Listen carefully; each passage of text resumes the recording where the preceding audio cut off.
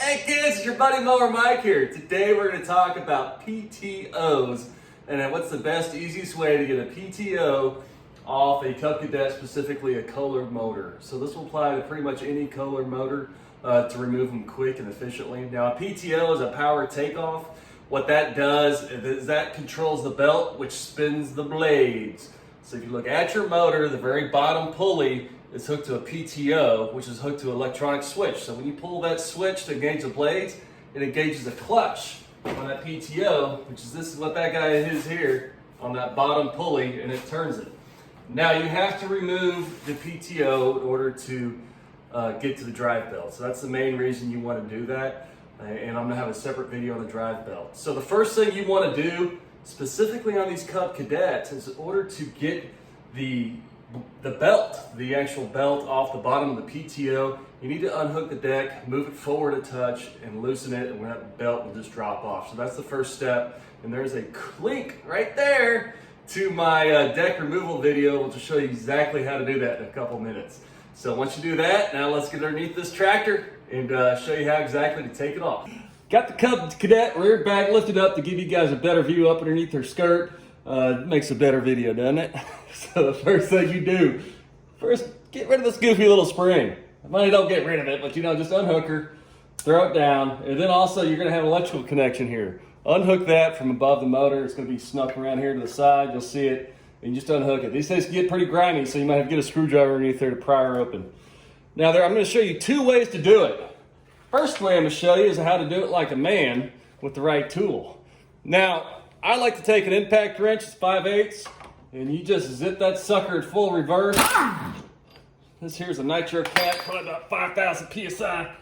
And you just wiggle, wiggle, wiggle, wiggle, wiggle, wiggle, wiggle, wiggle, wiggle. And she pops right off. Woo! All right. Now the reason that you've got to use an impact wrench is because if you turn this, it's going to turn the whole whole crankshaft, and you're not going to have anything to bite. Now, if you don't have an impact wrench, I'm going to drop this down and show you how to actually get a wrench on here and not have it turn. So let's drop her back down and get out from underneath her skirt. Sea change, we're back top size. I got my new hat, freaking go Texans. Let's say we don't have an impact wrench and you're out in your driveway, you're like, Mower Mike, I ain't got all these fancy, nice tools like you got in your super duper impact wrench. Well, I'll tell you what, I got another way. Now, if you've watched my other PTO removal video on the John Deere with the Briggs, on that one, if you take off the cover, there's a big old fat nut on top, 1.25 inches, you put your socket on there, you hold it, you do that deal. This one on this Kohler, it doesn't have that. It's got a little tiny nut and it's just not gonna handle the pressure we need to put on her to pop that thing off. But luckily for you, I've got a great subscriber base. A lot of you guys are really cool. Some of you guys are just weird and into foam. But Jessie gave me a suggestion. He said, Mower Mike, another way to do that, to essentially freeze the motor from moving, get yourself a piece of rope and slide her into the spark plug hole. And what that's gonna do, that's gonna put enough in there where that piston's gonna hit that rope and not be able to get to top dead center and essentially hold the whole motor still. And I've been testing, hot dang, Jessie, it works. So let's move in a little bit and give you some details on how this procedure is gonna work. First step of this procedure is you wanna remove both spark plugs. You wanna remove both spark plugs because you gotta get rid of the compression in the motor on both sides, not just one. So remove the spark plug and then get yourself a rope. Now you see what I got here, it's a boat rope. This is probably 1/4 to 3/8 inch. And you want one that's thick enough to slide in the hole and still move around a little bit, but not too skinny like a string. I mean, this Kohler, she likes a certain girth of rope, and you want to make sure to get the right size. So this one is going to do pretty good. Now, what you want to do, you want to get the stroke of the motor to the bottom. That way you have as much room as possible to slide the rope in there. So what you do, just get a screwdriver and then turn the top of the motor.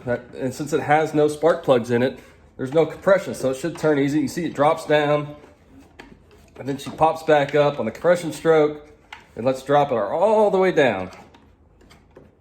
Okay, it's not exact science, but you can see there, we got the bottom. Now with the rope, you take your rope and you just slide her in the hole there. And you wanna slide it as far as you can. And one trick I've done, you essentially shove as much in there you can.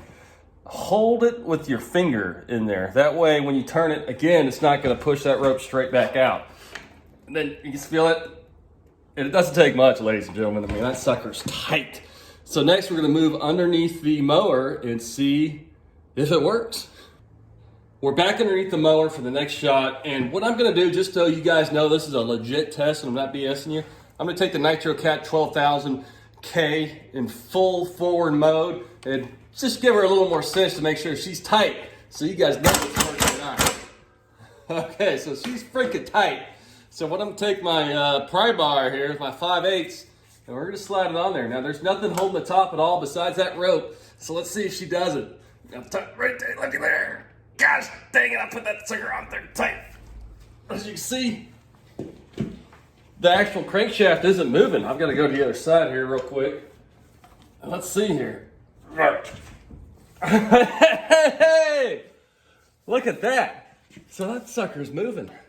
So I tell you what, if you can't get this bolt undone, you don't have an impact, and it keeps turning, you know, take Jessie's trick and use that sucker. You know, the rope trip works for legit. I'm gonna use that trick all the time now. And I don't think you have anything to worry about in the motor. I've tried it a few times. It's just a freaking rope. Little rope strands ain't gonna hurt nothing. So, looky there. We've got a legit way to take it off.